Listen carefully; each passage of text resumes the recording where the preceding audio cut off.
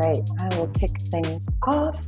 Welcome everyone to the August webinar as part of the Pannos Marketing Series. Today's topic is mastering your strategic planning. My name is Lauren Irish. I work in the Client Services Department as a project manager. And today I am joined by Jim Pannos alongside Vizma Sanders, as well as a special guest. We have Sarah Riccardi from the People's Bank in Munster, Indiana. She is the Senior Vice President and Director of Marketing and a lovely one of our clients. So I'm going to just let you guys just quickly introduce yourselves and we can kick things off. Ladies first, Sarah. Hi, everyone. I'm Sarah Riccardi. I am the Director of Marketing here at People's Bank. We're about a $2 billion community bank here in Northwest Indiana and Chicagoland, and a Pannos client. Hi, everybody. I'm Vizma Sanders. I'm the Director of Client Services here at Pannos. Oversee our Client Services Department, of which Lauren is one of our superstars. We are 11 strong in here, and I like to think of us as being kind of the nucleus of the agency. Okay. I've heard that one before, and you're right. You're right. Jim Pannos, founder and president of the organization, and I'm just really pleased to be here and glad that we have such a large group joining us, and looking forward to hopefully giving you some valuable information. Awesome. Lauren, it's up to you. So let's kick things off. What is the purpose of strategic planning, and why should financial institutions do it every year? Well, I'm going to jump in real quick here. One of the reasons we're doing this webinar, and strategic planning, I think in many cases is just self-explanatory. You don't want to go into, your FI doesn't want to go into the upcoming fiscal year with without a plan in place, goals in place, ideas, what you want to do. So naturally, you want to ensure that plans are done and readied, budgets are created, and giving you enough time to hopefully get it approved by your board and then implemented as the new year starts. So prior to the new year starting, so it's ready to roll at New Year's start. One of the reasons we're doing this is part of it is the fact that as a former banker, I was fortunate that the C-suite allowed me to be part of the strategic planning. It goes way back, and we won't even say how many years, but I think that's really important, is getting marketing to be part of this. All too often, as I spoke to many of my peers when I was a banker, and when we've spoken to many of our clients, marketing finds out after strategic planning. It's done behind closed doors with the C-suite, board of directors, and all of a sudden you come out and on your desk there's a package, or maybe there's just a memo that says what your budget is this year and what some of the things you may be focusing on. Sometimes it doesn't even go that far. Sometimes people just come in and find out that their budget has been increased or slashed by $50,000, $100,000. We've seen that without any knowledge as to why. And then it becomes a real, it doesn't become a cooperative effort. By doing it the way we're going to be discussing today, we find that it's incredibly a real positive experience, right down from the CEO down to department heads, marketing, and even the agency. And so that's one of the things we're going to be trying to do. And so I think in Sarah's case, we're going to be starting to do it soon, and she's going to talk about it. In many cases, it happens a few months prior to fiscal year start. Most people start on a January 1 fiscal year. We have some clients that don't. We have one in particular that's starting May 1. That's their fiscal year. So strategic planning happens earlier in this case in 2024. And we get somewhat involved in it, but not as involved as we are with Sarah. So I think with that, I'm going to toss it back to Lauren to maybe get us started with some of the more important and more detailed information we can pass along. Thanks, Jim. A lot of questions that we get from clients is not only when should we start strategic planning, but how do we incorporate the planning into budgets? Does it come before, after, during? Do you need one before the other? How does that work? You want me to go, Jim? I do. Okay. I have found I've been at the bank for 13 years, and we've been doing strategic planning this way with Pannos for about 10. And I have found that when we do strategic planning prior to the budgeting season or prior to turning in the budget, it is much more impactful. When we've done it the other way, I've turned in the budget and then sales teams will come to me and say, oh, by the way, we're going to launch online account opening, and I have no budget to help promote them because I didn't know what was coming down the pipeline. So for us, really being involved, as Jim said, having marketing involved, but really getting in front of the sales teams to understand what their goals are, where do they need marketing's assistance, what new products or services are they looking to implement for the coming year. That really helps drive our budget. Gotcha. Who should be involved in a lot of these conversations? Like, I know we talk about retail, different departments, but who would you say is like the top groups to have in these conversations? For us, we do it as like a one-day session here on site at our corporate center, and our CEO and president really kick it off. So they kind of set the high-level stage to inform the Pannos team as well as us, this is kind of where we're going. This is what we see for the coming year. And from there, we have individual sessions with all of our sales teams. So we'll do an hour with the retail team.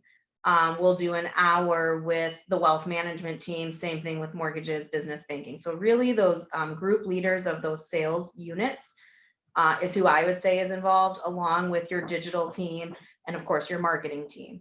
And from there, we're kind of all getting the information at the same time. We're having a really fluid, engaging conversation with each other. We're able to ask questions so that there aren't any surprises down the road. And I think that has really benefited not only marketing, but our sales team as a whole. It really has made us work as one whole team, not in vacuums. And everyone's achieving better results because of that. Yeah, and just to follow up with what Sarah was just saying, it also helps the agency significantly. We're able to plan our resources, help build a budget out with Sarah so that she knows what's going on. But to me, one of the more important pieces, and again, as she said, we go on site with Sarah, we go on site with a number of our clients. Some of them we do them via Zoom because they prefer it that way. But one of the most important pieces is when the CEO and president sit down with us and really frame everything that we're about to hear. Because we can sit there and listen to all the department heads talk to us about what they want to do. And then if the CEO and president weren't there and then come in later or talk to Sarah, and next thing you know, all the things that they wanted to do, we're not putting into context. We don't know when, how to do it and all of that. By knowing that in this case, Ben and Todd are telling us where the bank is going to be going, what they're looking to do in 2024, it really, really does help and lay a foundation. And then when these folks come in and again, spend their 45 minutes, hour and a half, sometimes, but and they talk to us about what they want to accomplish and all of that, it really makes more sense. And if something doesn't make sense, we're not afraid to say that that wasn't really something that was covered, but we'll make sure we put that down, and then Sarah can follow up with them after, we've gone and are starting to put together all the plans. And one thing we don't do usually, and that's have a 400-pound plan that is going to end up probably by the time the first quarter is over being kindling. All because of what's changing in the economy. We try to go with outlines, understand what's happening, what the first quarter is going to bring, what the second quarter is going to be. But oftentimes, I think in the past, when I was in banking, again, as Dave Creeman reminded me, but he was being a little bit facetious, I'm sure, 50 years ago, no. We were required to create this book, so to speak, of a marketing plan that we would have to follow. And again, it would maybe be pertinent for a short period of time, where we love, we like the shorter, the outline version, because you can make course corrections real easy. And so as part of the strategic planning session, I think having those outlines ready, because as we know, this past year, when we were doing planning back in October or September, nobody knew there was going to be a crazy rush on deposits. So, all of them, and nobody knew the mortgage rates were going to go through the roof. And both those things happened. And that whole marketing plan that you would have made probably was pushed to the side. And so we created some outlines which allowed us to be nimble and handle things quickly for our clients. And I think that's really important for you folks to consider going forward. All right, I'm sorry, I'm dominating this. I'm going to shut up for. I would add too that in those sessions, when you have these group leaders, it helps to prioritize with them. What is their number one priority? What is their number two priority? Where do they see things falling in line? Because as Jim alluded to, my budget looked a lot different in my head when we had our strategic planning session last year than it panned out to be for this year, as I'm sure many of you experienced as well. So when we had that big budget cut, given the environment that we're in, we kind of had to look back at our notes and say, okay, well, what are you okay with cutting for this year? But it was easy to manage because we had everybody in that same room and everybody was on the same page. Sarah, you said something really important in my opinion, which was you can't be operating in a vacuum. And the strategic planning sessions that I've been involved with, that vacuum, I think, is pertinent to not only marketing. Can't be doing something on your own, because then you get taken by surprise with initiatives and goals that various departments have, that if you're not aware of them, as you had said, you can't support them because you haven't been told that it's a need. Likewise, for all those department heads, these strategic planning sessions and the ones that I participated in have been really helpful from the perspective of seeing, like, what were some of the successes from the previous year? What are they experiencing? And to have all of this kind of voiced in one room together really gives you a full picture of what's going on for the institution, so that you can plan accordingly and kind of have a roadmap of the priorities moving forward.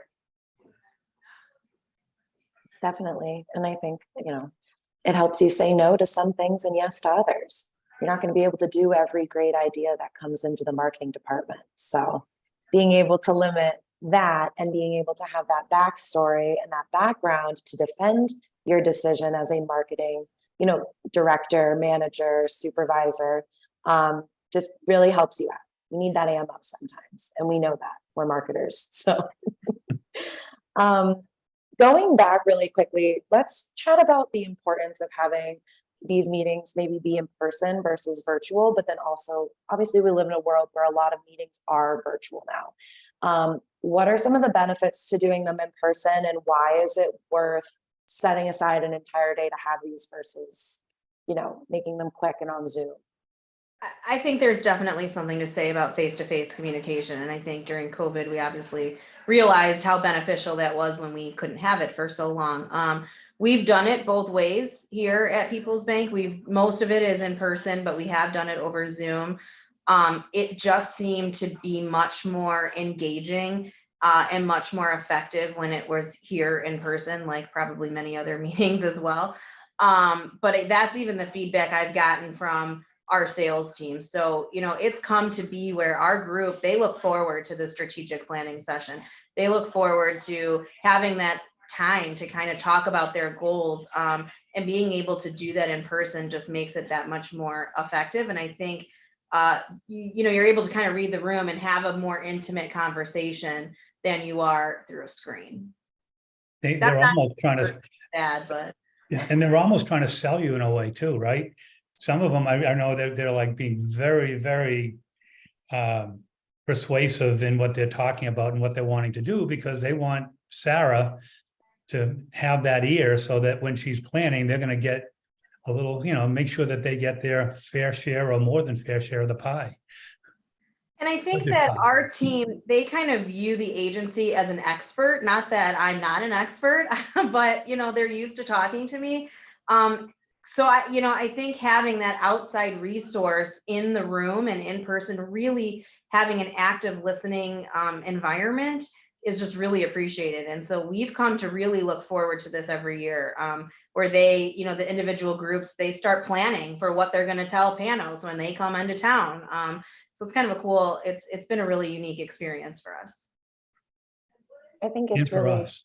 yeah, I was just going to say it's really cool for us to be part of those conversations too, because I think we as an agency have learned and gathered intelligence and information, knowledge from all different people from across the country. And there are similarities, there are differences, and it allows us to pivot and provide some ideas and suggestions for meeting certain problems and solutions to things. And it's really cool to see how there are consistent trends across the board, but then also being able to provide, Sarah, you and your team with recommendations and thoughts that you may not have thought of, or other banks in the area your competitors aren't doing yet.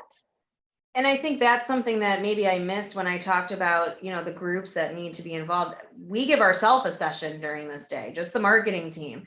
And sometimes the CEO or president will sit in on those sessions, but just really talking about what does our market look like? Are there any disruptors that we're anticipating for the coming year?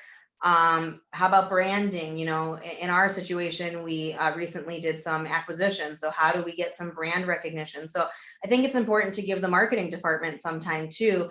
And then you can really tie everything in that you're hearing throughout the day back to that fundamental piece. And I think too, the benefit of having the agency here to hear it is afterwards, we have a follow-up conversation.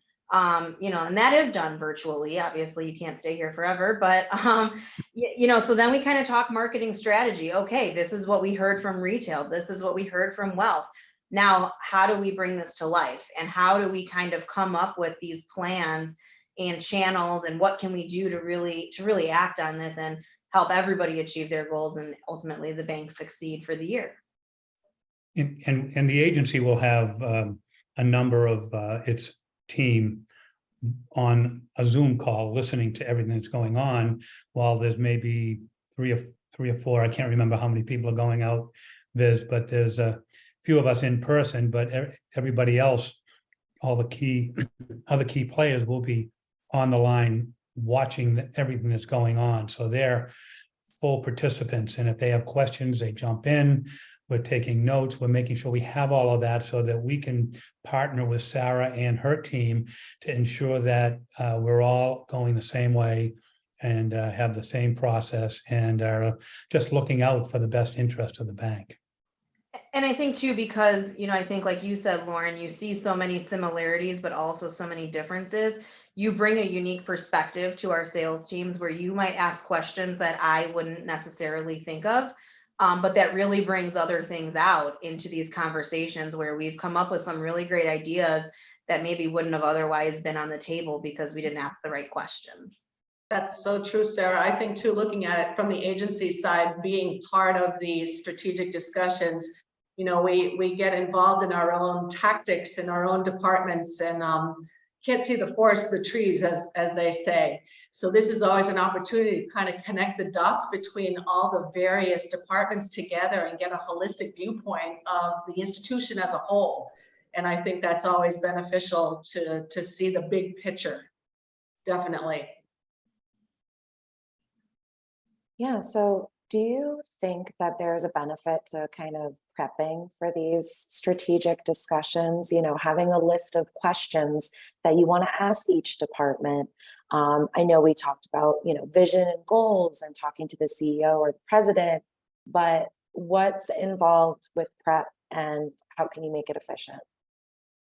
I think it helps, not necessarily the marketing side, but the sales groups, right? It helps them prepare.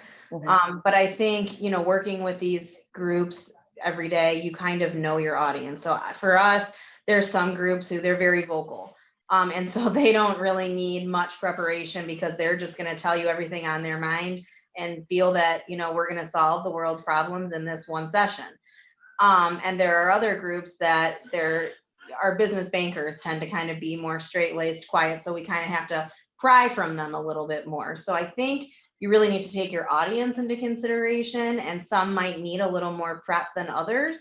But a few softball questions never hurt. Gets the conversation going. Yeah, for sure. Jim, Viz, anything to add on Because that? you're going to talk Yeah, about no. questions, I think, right? Actually leading that off what Sarah was just talking about. Yeah, I think a starting point is always kind of like, all right, people obviously have their own history, and to be able to share kind of what the experiences have been maybe over the past year and getting that out there can be very revealing in terms of like, these are some of the challenges that we experienced. These are some of the things that we wanted to do that we didn't have a chance to. And it just gets kind of the discussion moving forward, and dovetails and leads beautifully into, look, this is what we want to be achieving moving forward. So that could be a door opener, I think, is kind of, what was your experience? Tell us a little bit about what's happening. And then from there, the thought is to kind of like the what's next comes up. I'm sure after you have these meetings and all of these planning calls, like, where do you take all of this information? What do you do with it? And how do you, I mean, as a marketing department, obviously there are other departments that also need to analyze this. It's all not all on Sarah and her team, right? But what do you guys put together, and how do you kind of utilize that to be more proactive versus reactive in the market? I think that's where that follow-up strategy conversation that we have, we obviously, I've been a Pannos client for a long time. We're a $2 billion bank with a 3-person marketing department. So I really view you guys as an extension of our marketing department. So having that strategy conversation and kind of figuring out a plan, that helps. And then I sit again with these individual group leaders, whether it be for 30, 45 minutes, and say, this is what we've come up with. Is there anything we missed? Are you on board? Because we don't want any surprises, and we do really want to work together and make sure that once we submit our budget and we have kind of our plan, which yes, it can go astray. Obviously, this is a good example of it, but this year, I mean, we are at least on the same page. So, no one's coming back to us and saying, well, you didn't do this for me, or, they didn't tell us something. Everything was kind of laid out there in that room. We take notes, the agency takes notes. And so it really is a very cohesive experience that it's great to see come to fruition. And then you kind of go through the year and check off your boxes. Yeah, and the notes are really important, because we can be talking all day long, and then if nobody's writing everything down, or we're recording the sessions and go back and pull everything together, because all of that is, again, I keep using the word foundation, but foundational is really important in that you need something not just to build a plan, but you need to build a budget. You need to build the timing. There's all sorts of things that have to be built off of this one-day meeting, so to speak, that is going to impact the entire year. And it's an iterative process, and it's not one and done. You're going to go back and forth. You're going to Sarah will help put a budget together. Sarah will go in and show the budget, and Todd or Ben or both will sit there going, what are you, crazy? That's not what we said. Oh, if you want to get all that stuff done, we got to do this, this, and this. And so there's, again, that, and so she goes to bat, and oftentimes it's pretty successful, I must say, because she's very persuasive, and she does a great job, as do a number of our clients and a number of our marketing directors we work with. But Sarah, really owns this process at the bank, and they know it. And I think it's important for anybody on this call that hopefully you get marketing involved in the process at the very beginning, as I mentioned, but also that you own it and you are being vocal and involved, because just about anything that the bank wants to do and accomplish in 2024 is going to involve marketing. So it just seems not just fair, but it makes all the sense in the world that you know about it in advance, so that you and your team, or if you're a one-person shop, you are able to do that, or if you have an agency working with them, whatever it is, this isn't just like I said, a one and done. This goes on. This is an organic document that's going to adjust and adapt through the year. But I know that you want to have it ready to roll so that come January, we've already placed, we've got the, all the digital marketing going, and, we've got things going on with the website and everything else. And you're working with the branches and all the other departments to ensure that's all taken care of, and that we're hitting the ground running, as opposed to reacting in the middle of January saying, oh yeah, it'll take us 3 to 6 weeks to get that up and running. Sarah, I'm sorry. You don't want to hear that, and we don't want to do that. And so I think it really works well. Yeah, I think, in some organizations, sales drives marketing, and in other organizations, marketing drives sales. And this process really brings everyone together, right? You're working together. So not one is driving the other or vice versa. We're really working towards the same goal. And I think that's where it was a game changer for us, is when we started doing this as a team and having everybody together, instead of like I had already alluded to, operating in a vacuum. We've seen incredible results since we've changed the way we do things. Yeah, I think it's worth noting too, you guys were talking a little bit about the whole strategic planning meetings that we have, the face-to-faces. There's some stuff that happens once those meetings are over that I think is important to note, is the fact that all of that information that gets shared during that day does get documented a lot. There's a lot of information that gets shared there. And the reason for that is not only to make sure that everything's been captured accurately and correctly, but then to see sort of what the priorities and the initiatives are and the goals for the upcoming thing. So once those are identified, then you can start to wrap things around and put it into some sort of a budget allotment, and then also start to come up with the supporting tactics and the marketing activities that can be done to support these goals. So there's a tremendous amount that gets done behind the scenes. We don't go from strategic planning and having a budget just like that. There's a lot of iterations and things that sort of happen in the background. But that's all a group effort, and it's a lot of back and forth between the agency and between the clients. I thought you were going to say that after we're done, that we go out and have a nice dinner and some wonderful wine, but that happens too. But that's after everything's all done. But and then we actually do talk about what we experienced. But we do. We even had our CEO draw on a paper tablecloth, his vision of a new logo that has sort of come to fruition in my favorite form. I still have a picture of it, by the way, so if anybody wants to see it, you're welcome to it. It does have a little red wine stain next to it, if I remember.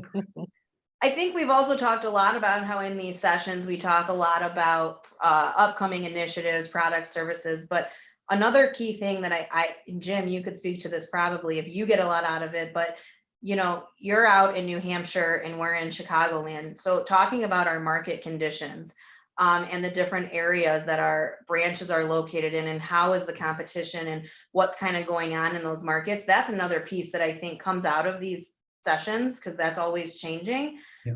And that really helps you guys understand to then help me come up with a plan. So I find that to be beneficial as well. No, it's incredibly beneficial, Sarah. And even just that trip I made last year, after planning, after you had acquired that bank in Chicagoland, and you took me for a tour of all the branches, which it was great. It showed me some of the positives, negatives, oh my God, of the whole area that you have these new branches.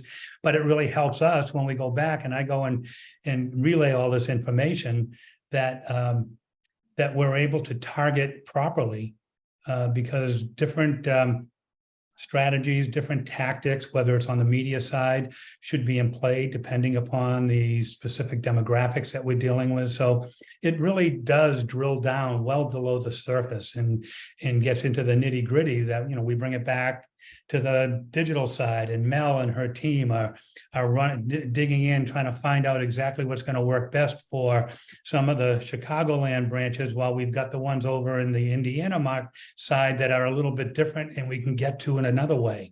So there's so much that comes out of this that requires, in our case, the entire agency to be involved, because it's going to be involved in the creative side, We had, just refreshed the brand. You launched a new website. You did a few things in the logo and all in the last 12 to 18 months, was it? I think so. There's a lot going on there, and ensuring that the brand is reflective and maintains that reflective look, feel, sound, and that the bank is living it. Those things are sometimes forgotten, but they need to become part of the whole process when you're going through planning. Because if they're not, you're going to go off brand, and you're going to go off, as our creative director, Paul Tonelli, always says, you need guardrails. He uses guardrails, and I kid him about it all the time. He said, but you need to have those guardrails up. And a lot of those come out of these planning sessions because we hear some ideas from some of the department heads that maybe aren't quite as brand focused as they should be. And we don't say anything, or if maybe we do if we're comfortable with them. But we want to make sure Sarah knows that afterwards that maybe doing XYZ may not be the best idea. Maybe we do it a different way to ensure that that we're maintaining the brand standards that the bank wants to maintain. Yeah, I think it's key that marketing doesn't become yes men. They have some information to share in full transparency with the other teams, which is why it's so important to have everyone in place. I know we're a little bit after 2:00. There's a couple questions in the Q&A section. So Jim, Viz, Sarah, I'm just going to read them out and we'll just answer them live, just so in case it helps anyone on the call, on the webinar, sorry. All right, David asked, are you finding that the unpredictability of banking, rate environment, et cetera, has increased the demand for an agency partner to be on a retainer basis, where unused monthly hours can continually roll over based on months that may not be fruitful to do any real marketing? I guess that would be me to answer that one. Sarah, you've got yeah, I know it. We're seeing some of that. We have some clients that we have an arrangement with where we maintain an hourly grid and rollover of hours every month because it is unpredictable. And in some cases, they're using a number of hours and really using us up, if you will. And other times it's quiet. And so we do try to build that into some of our formulae that we're using. However, a lot of our clients have been with us for a long time, and we have a set standard of hours that we allocate, and then we review it at the end of the year and make any necessary adjustments, whether it's up or down. We want to ensure that everything is fair and that, we're not just sitting here and saying we're going to use 60 hours a month of retainer time and find out that we only used an average of 45. That's not a good way to do business. When I was in banking, if I knew my agency was doing that to me, it wouldn't be my agency very long. So one of the things that I've always tried to do is look at working with an agency from a banker's perspective and ensure that they feel fair, that they feel they're getting their money's worth, and that their relationship with us is a positive one.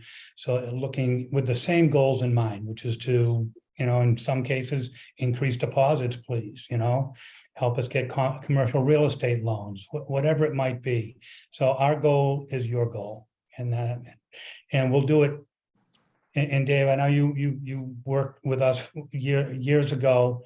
We had a different, I think, a certain arrangement with you that we didn't have with other clients, and that's one of the great things about being an agency that I think has a number of bankers working for it, and we understand that not one size does not fit all, and so we will customize arrangements for each client to ensure they're getting done what they need to get done, whether it's billable hours, retainer, all-in-one, project only, whatever it is. We will work with a client in any way, shape, or form. And Vizma's been with us how many years?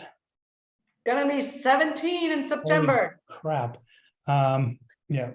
So and she's seen, I think, every one of these, right, with your I clients. have. But No, Viz, I, you said- yeah.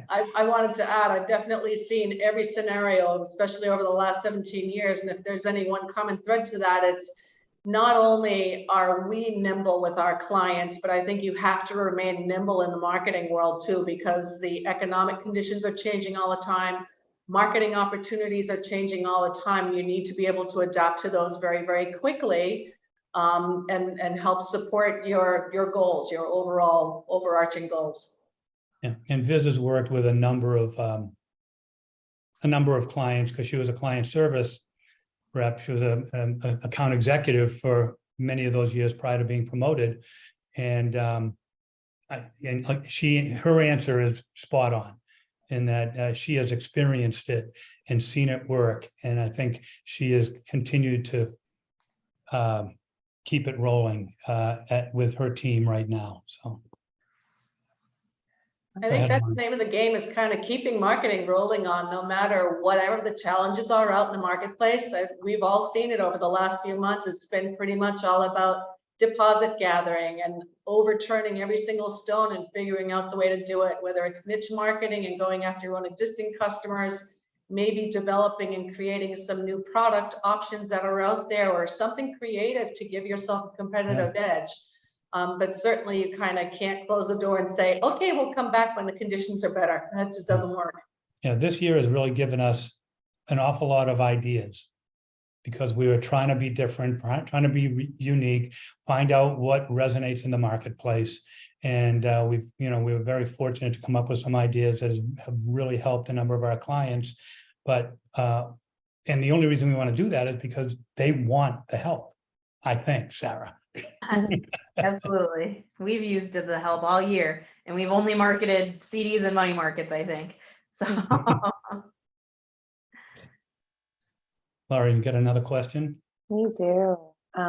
Do we recommend any info be shared in advance of planning, such as marketing research, demographic trends, existing product performance, and so on? If it's available, we will take anything you have. It makes good reading on flights, and makes me get prepare. But if we have all of that information, and oftentimes we might know about it anyways, in that, like Sarah we did a fairly significant market research project for you a few years back. And a lot of that information really helped us as we went forward in some of the years after that survey. And but anything that can be provided to us in advance would be very helpful. And I suggest that anybody on this call collect it, work with your agency or your marketing partner. If they're not an agency, if they're just a one person or somebody in your own office, get it pulled together, because you want as much history as possible, because history is, and it's going to impact your future. even if it's just something that's pretty generic, like we've said for years, I feel that we want to lower our average age. And so even if it's something just as generic as here's where our average age is, here's where we'd like it to be. I think part of these sessions, you know, a few years ago started that conversation. So whatever you can get obviously would be helpful. But it's not, you know, I don't think 100% needed to have a successful session. Awesome. Thank you, guys. Sarah, thank you so much for being a part of this conversation and sharing your wealth of knowledge and experience on this topic. It's so appreciated by us, and I'm sure everyone else on the call. This webinar is going to be recorded for anyone that needs it. We'll be sharing it afterwards. And please feel free to reach out to any of us on this webinar if you have any questions. I have one thing I want to add before everybody starts dropping off, because I know it's a sudden rush to grab lunch or something. If any of the bankers are on the call, are going to ABA in Austin, and you want to talk to Sarah in person, she'll be there. Actually, she's going to be at our booth. So you can talk to her. I'll be there too, but you don't want to talk to me. You want to talk to her. I will. And if you're not, but you have questions, you know, directly about the experience for me, or anyone else on your team kind of wants to talk to me, I'm sure Pannos can get you my information, and I'd be happy to give you some more insight. Thank you, Sarah. We appreciate you. You can find us online, contact us by phone, email, and yeah, we're an open book. So let us know if you guys have any other thoughts, questions, ideas for topics for webinars, and please enjoy the rest of your day. And thank you all for showing up. We really appreciate it. It's one of our largest webinars we've had as far as in-person attendance. And so we really appreciate it. It must be really important to everybody on the phone. So go out there and get marketing involved in strategic planning if you haven't done so yet. Thank you. Thank you. Have a great everyone. day.